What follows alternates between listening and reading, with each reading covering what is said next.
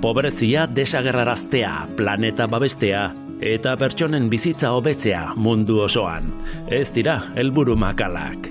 3 puntu horietan laburtzen dira Nazio Batuetako estatukide guztiek duela 7 urte onartutako garapen jasangarrirako 17 helburuak. Asmoa zen eta hala izaten jarraitzen du 2030erako planeta bizitzeko leku hobea bihurtzea. Erronka handia da, eta ematen ari diren urratsak aldiz txikiak, baina pausoz pauso urruti iristen da.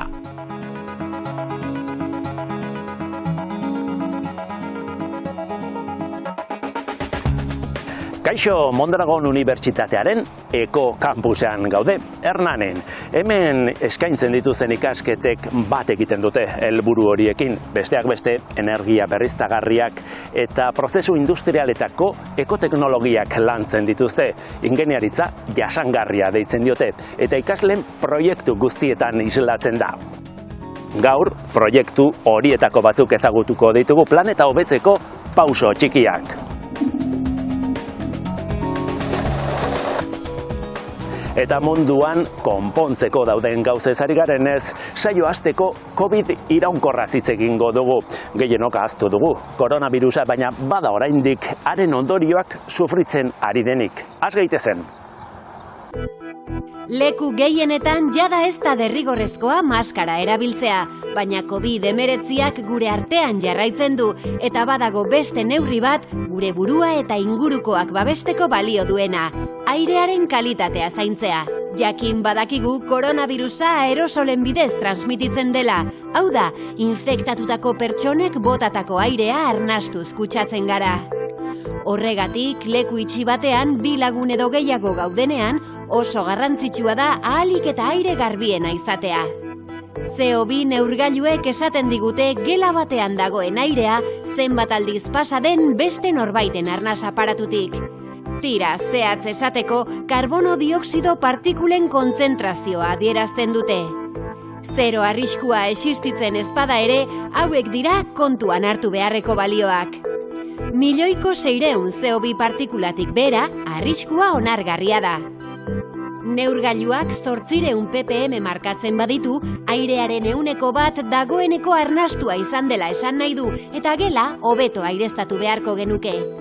Osasunaren munduko erakundeak 1000 ppm-etan jartzen du CO2 kontzentrazio osasungarriaren muga. Hortaz, kopuru hori gaindituzkero, gela horretatik irtetea gomendatzen da.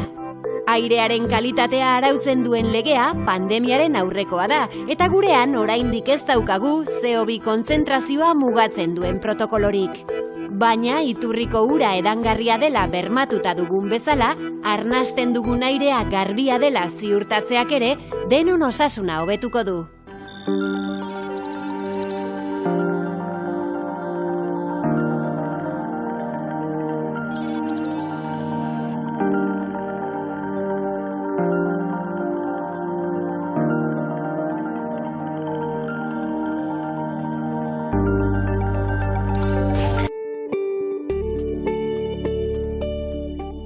Bueno, lehenengo aldiz izan zen 2020ko urtarrien, goien nekazal turismoan jendean euken, gaixotzen hasi zien, maskariak ez errezan erabiltzen, orduan ni gaixotu nintzen baita, gero etxeko, baina orduan izan zen ez du laundie, sukar oso handie baita, eta itxo nintzen.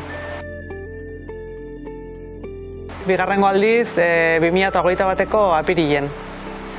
Orduan ezberdina izan zen, ez dule bai, baina ez nun euki sukarrik, eta gehien euki nuna zen nekea eta buruko mine. Aurrenekok pasan nintzen korrika itxetik, oinez ibiltzea. Eta bigarrengon ja gelditu nintzen ezertako, ez naizela gauza ezertako. Estamos hablando de una enfermedad COVID-aren infekzioaren bidez sortu den gaixotasuna da, baina kutsatu den pertsonen 110%-ari bakarrik eragiten dio. Pertsona horiek era askotako sintomak dituzte, 200 ezberdin infekzioa izan eta 3 hilabetetik aurrera. A partir de los 3 meses de haber sufrido la infección. Inork espero ez zituen ondorioak ekarri ditu COVID-19 pandemiak. Besteak beste gaixotasun berri bat. Long COVID edo COVID iraunkorra. Infekzioa modu asintomatikoan zein afekzioekin pasatu duten pertsonei eragiten die. Gaixo hauek era askotako sintomak izaten dituzte. Zefalea handiak, arnas edo digestioa arazoak, neke kronikoa. Infekzioa gainditu ondoren agertzen dira sintomak eta luzatu egiten dira denboran, bizimodu normala egitea nabarmen zailduz. Nik nekea egunero dauket. Egia da egun batzutan ja jeikitzen naizela hankak dardarka ditudala. Eta egun horiek okerragoak dira, baina nekea egunerokoa da. Nire aldatzen zaidana da buruko mine eukitzea edo ez. Ni urte oso nibiltzen ditzen korrika, Ni korrika indet gustatzen zaidalako.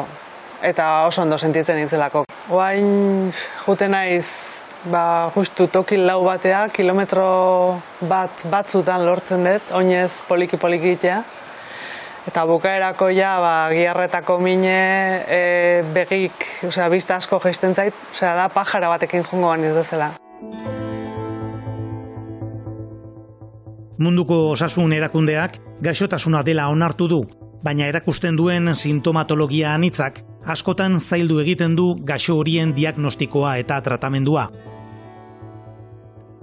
Lo que buscamos es eso, primero que haya un reconocimiento de la enfermedad. Gaixotasuna onartu dadila nahi dugu, batez ere klinikan. Como no hubo pruebas diagnósticas. Lehen olatuan PCR-erik ez zitzaielako egin edo antigorputzak garatu ez dituztelako, gaur egun oraindik lagun asko daude diagnostikatu gabe, naiz eta gaixorik egon. Lo que hemos venido reivindicando siempre es que se. Horretaz gain, diziplina anitzeko unitate bat eskatzen dugu, paziente guztiak globalki hartatzeko. Cualquier enfermo o enferma de manera global.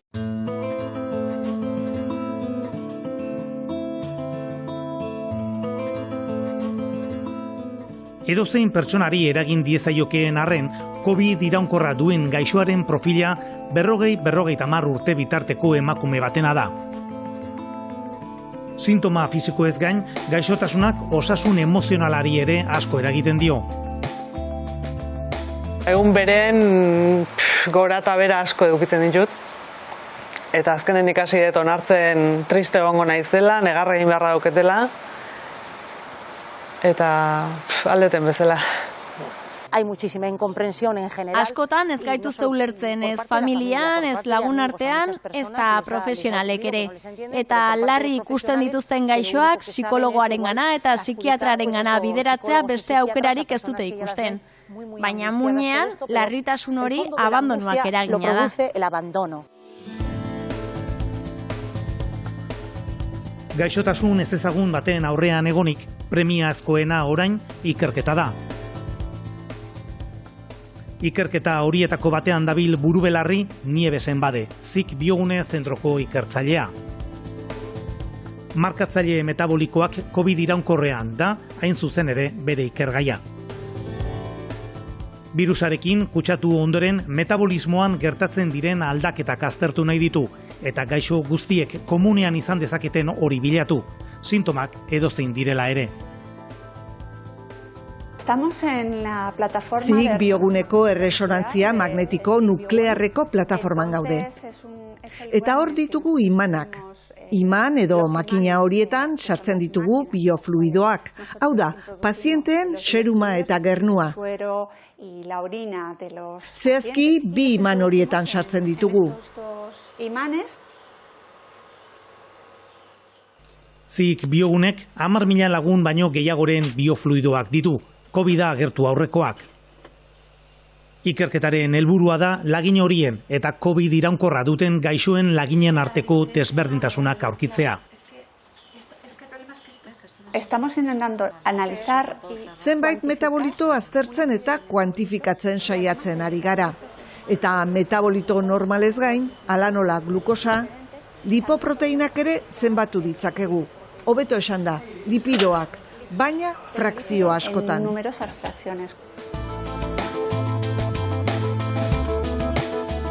Frakzio horietatik lortzen den informazioa ordenagailuetara eramaten da. eta han pertsona osasuntsuen laginekin konparatzen da. Hala, metabolitoetan desberdintasunik dagoen jakin nahi dute. Batzuek eta besteek metabolito jakin batzuen kantitate desberdinak ote dituzten. A partir de ahí tendremos que estudiar. Hortik aurrera sakon aztertu beharko ditugu metabolito horiek zer eragin duten gorputzean. Eta agian, horrela, COVID iraunkorra duten paziente guztiak batzen dituen bide horretara iritsiko gara.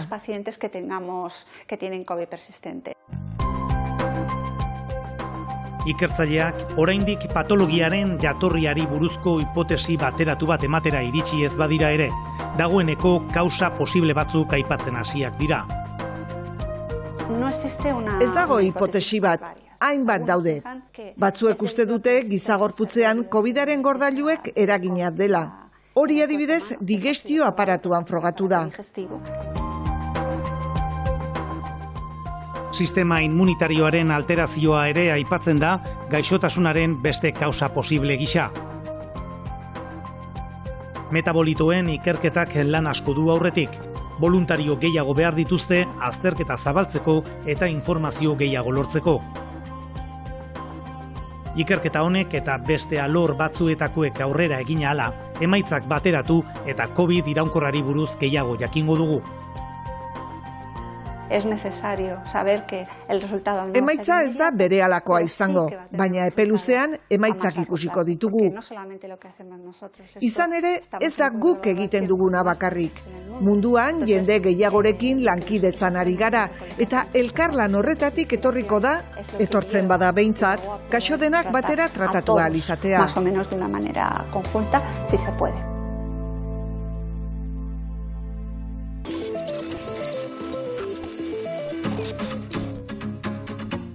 Zazpi, energia eskuragarria, fidagarria, jasangarria eta modernoa bermatzea guztiontzat. Bederatzi, azpiegitura erresilienteak eraikitzea, industrializazio inklusiboa eta jasangarria bultzatzea eta berrikuntza sustatzea. Eta horrela, 17 arte. Nazio Batuen garapen iraunkorreko helburuak dira eta 2030erako bete beharko ditugu. Hemen, Mondragon Unibertsitatearen ekokampusean, badakite ingeniaritzak ekarpen handiak egin ditzakeela mundu jasangarriago baten alde, eta dagoeneko ari dira etorkizuneko ingeniari horiek prestatzen. Kaixo, lehenengo galdera erraz batekin hasiko gara? Bai, ezta? Ingeniaritzak mundua salbatuko du. Bueno, salbatu ingenieritzak berak ez, baino bai uste dugu mundua salbatzeko erramintak emango dizkigula ingenieritzak. Garapen iraunkorrerako helburu ez ari gara, ze ekarpen egin dezake ingenieritzak helburu horiek batzuek lortzeko. Argi dago gaur egun daukagun bizi kalitatea, izan ditugun garapen teknologikoen ondorio bat dela, ez? Eta bai teknologiak eta ingenieritzak onura asko ekarri badizkigu ere, arazoak ere bai sortu ditu. Hala nola, adibidez, fabrikazio teknologiek ingurumenan eduki duten inpaktua, edo gaur egungo eredu energetikoaren ondorio dian, hainbat arazo geopolitiko, ez? Orduan, ingeniaritzak jasangarritasuna oain badu, ardatz nagusi bat bezala, eta ikuskei horrekin lanean ari da. Garai batean horrelako helburuak eta izaten ziren, salbuespena, ez da, ez ziren kontuan izaten, batzuetan bai, baina gaur egun eta Mondragon Unibertsitatean derrigorrezkoa da, ez da, txertatuta dituzue, hemen ematen dituzuen gradu, master eta ikasketa guztietan. Adibidez, seieko guztietan egiten duten proiektuak, beti odez GIH bat edo batzuei lotuta dago, ez? Eta beraiei eskatzen diegu aurrena, hausnarketa bat egin dezaten, eta daukaten erronkan helburu zehatz batzuekin erlazionatu dezaten, da gero proiektuaren bukaeran baita eskatzen zaie beraiek ikustea garatu duten proiektu hori aurrez identifikatutako helburu hori nola lagundu dioten, ez? Toki hau, gauden toki hau, ekokampus, deitzen diozen hau, ideia horren inguruan sortu zen, ez da? Hemen ematen dituzuen graduak adibidez zeintzuk dira? Ingenieritzako 2 gradu ditugu, bat izango zen energiaren ingenieritza. Eta gradu hontan tratatzen dana ez da bakarrik energia era berriztagarri batean sortzea, ez gara sorkuntzan bakarrik gelditzen, baizik eta ikuspegi integral bat izaten saiatzen gara.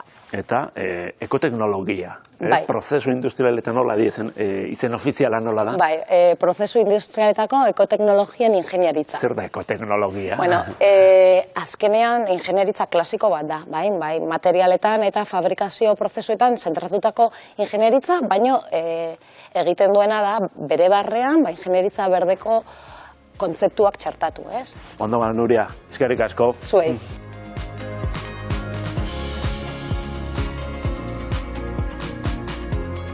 Ekokampuseko ikasleek proiektu berritzaileak garatzen dituzte eta jasangarritasunaren ideia planteamendutik bertatik txertatuta dago. Energiaren ingeniaritzako ikasleek egindako proiektu hauek dira horren adibide. Probatu dezakenik? Bai, zuretzako. Ideia ona, ez da? Ikusten da zertarako, azalpenik gabe zertarako den hau, ez da? Sentsoreak ditu hemen, eta hemen argi gehiago dago, ni tapatu dudanez, eta ara bideratzen du plaka, ez da? Eguzki plakak eta eguzki plakak daude, hau termikoa da, ez da fotovoltaikoa, ez da? Ez, honek ez du elektrizitatea sortzen, honek egiten duen bakarra da ura berotu. Ez da, hemen ur zirkuitu bat dago, ogi hauek eta ura hemen ikudoa. Bai, ura tanketik eta tuboen bitartez pompa erabiliz, tubo hauetatik bombeatzen da, eta hemendik pasatzean, eguzkiak emandako beroagatik eta kristalagatik. Kristala, eta kolore beltza. Hori da, pasatzerakoan berotzen joango da, eta bueltatzerakoan temperatura gehiago edukiko du. Eta ikusi dugun bezala, funtzionatzen du. Zorionak.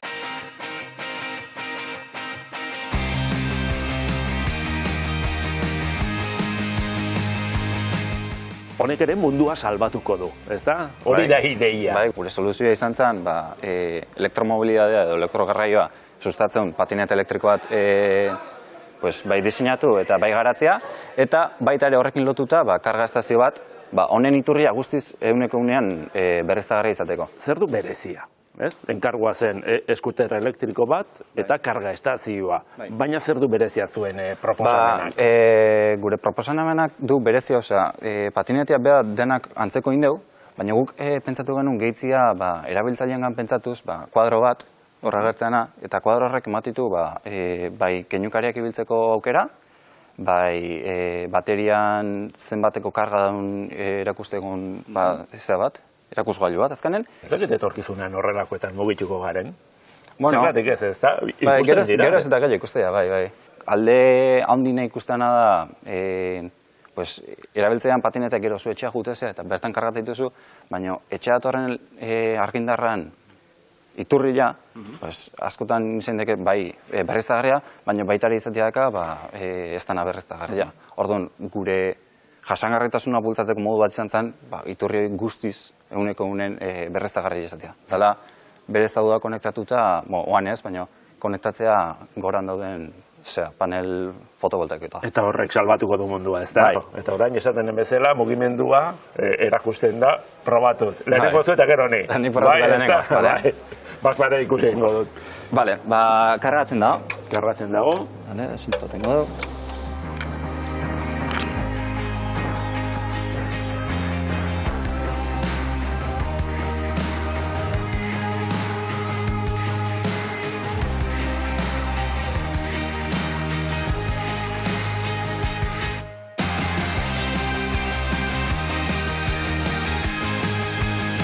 Energia garbiak sortu eta erabiltzeko moduak pentsatzen ari dira ikasle hauek. Fabrikazio prozesuetan ere badago zero betu jasangarritasunaren ikuspegitik. Galdera errazaz, egingo dizut zuri ere, zer da hau? Bendak hau makina, prentsa makina bada. Eta, orokorren moldekin funtzionatzen du. Eta hemengo goiko parte baten, gato bat izeneko mekanismoa daka, norrek presioa eman da, materialak molden forma hartzen du. materiala esan duzu. Hori da, Garrantzitsua da, ze material erabiltzen, bai, ez da? Normalen prentsak edozein material erabilitzake, baina gure kasuan adibidez, plastiko birziklatu erabiliko genuen, eta, hortan gabiltza guain, plastiko mota ezberdinekin, prentsak bitartez, pieza ezberdinak sortzen. Senegalera joango da. Hori da, Senegalera joango da, bai. Han badutelako arazo bat, plastikoarekin. Hori da, plastikoa normalian Senegaleko kostaldean plastiko pila bat aiatzen da, eta plastiko hori modu baten beste bizitza bat edo beste birziklapen aplikazio bat emateko, irakasleek eman ziguten erronka izan zen, plastiko horiek birziklatzeko makina baten bitartez pieza bat sortu edo beraiek erabili dezaketen pieza bat diseinatu eta fabrikatu, eta aurten hortan gaude lanean, eta... Beraz, arazoak konpontzeko makina baten dela. Hori da, bai, hori da.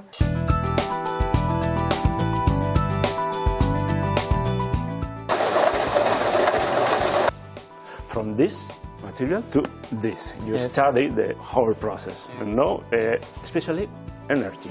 Yes, so first we have bottles of plastic, and the first step is to cut the bottles in little pieces. The mold is heating up until 170 degrees. Yes, it's better not to touch it. Yeah, now it's 170 degrees.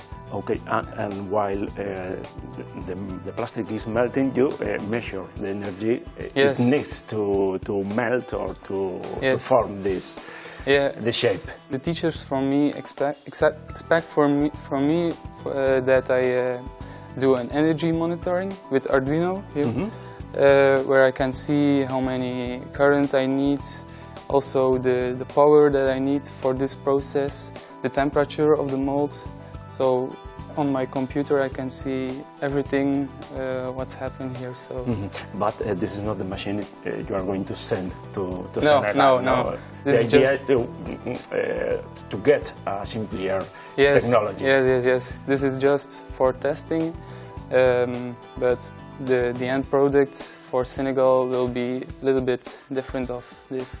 But it's just to test it. I put the plastic in the mold. Yeah.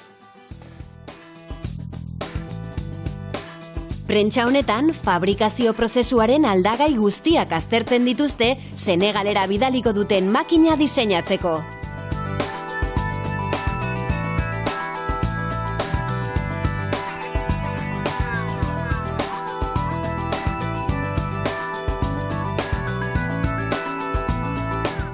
It's done. Yeah, it's done. Thank you very much. Yeah, you're welcome. Hemendik irtendako piezak beste proiektu batean aprobetxatu dituzte.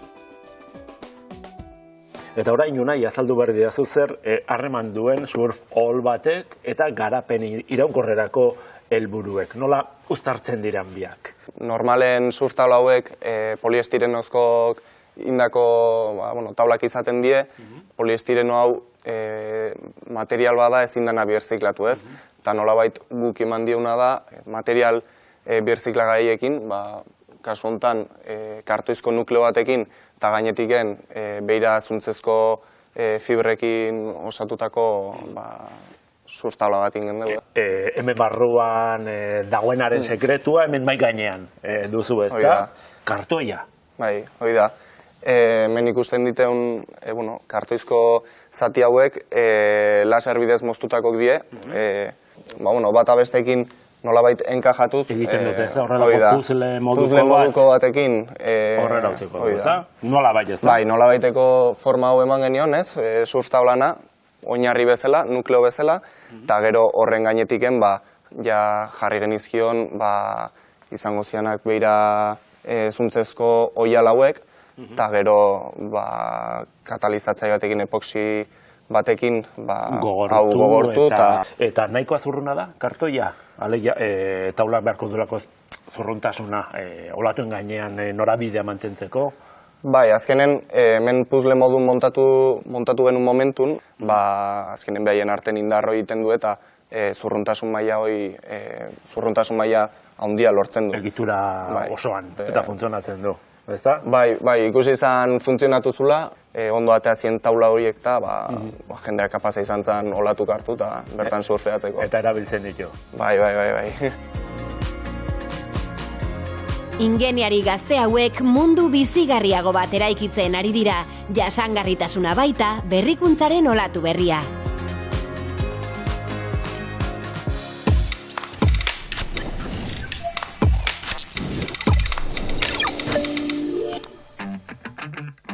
Zuk ere bizimodu jasangarriago bat izan nahi baduzu, baina zehazki zer egin dezakezun ez badakizu, Agol aplikazioa inspiragarria izango zaizu. Espreski Nazio Batuen ekimenari babesa emateko sortu zuten Aponek, egunerokoan egiteko moduko ekintza txikiak proposatzen ditu. Esaterako, dutxa laburragoak hartu, etxeko tresna elektrikoak deskonektatu, arropa temperatura baxuagoan garbitu, edo kafea katilu berrerabilgarri batean hartu.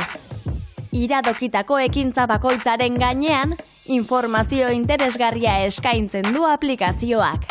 Adibidez, bombilla bat ordubetez itzaliz zenbat energia aurrez daitekeen, edo erabilera bakarreko plastikozko poltsa bat fabrikatzeko zenbat ur erabiltzen den. Ekintzak burutzen joan ala, horien eragina zenbatekoa izaten ari den jakin halko duzu. Baita aplikazioaren erabiltzaile guztien artean egindako ekarpena ere. Dagoeneko 6 milioi ekintzatik gora erregistratu dira, bizimodu eta planeta jasangarriago baten alde. Arazoak arazo, mundua bizitzeko toki hobea bihurtzea posible dela erakutsi dizuegu gaurko saioan. Eta bide horretan hitz berri bat ikasiko dugu bukatzeko. Ingelesez klimatarian esaten da, oraindik euskaraz ez du ordainik. Klimatariarra agian, itzulpena da gutxienekoa ekintzaren ondorioa kontuan badugu. Dietaren bitartez, klima larrialdiari aurre egitea aldarrikatzen du ideia honek. Gero eta jende gehiago biltzen ari da mugimendu horretara. Eta Erresuma Batuko gobernuz kanpoko elkarte honek dieta klimatariarraren lerro nagusiak azaltzen ditu bere webgunean. Haragi gutxiago jan eta jatekotan txerrikia edo hegaztiena. Ez kontsumitu hegazkinez iritsi den produkturik. Ez alferrik galdu janaririk, garaian garaikoa aukeratu. Munduaren salbazioa gure platerean ere has daiteke. Datorren asterarte, agur!